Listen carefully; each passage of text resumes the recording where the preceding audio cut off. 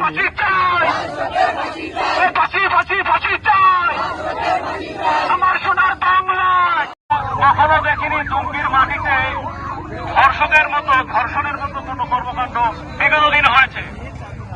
আমরা দুমকি উপজেলা সকল প্রকার বিশৃঙ্খলার পাশ থেকে আমরা বিরত ছিলাম, কিন্তু এই যে সারা বাংলাদেশে যেভাবে ধর্ষণ বেড়ে চলেছে, এই ধর্ষণকারীদের যদি সুষ্ঠু বিচার না হয় তাহলে ধীরে ধীরে এটা সারা বাংলাদেশে ভাইরাসের মতো ছড়িয়ে যাবে।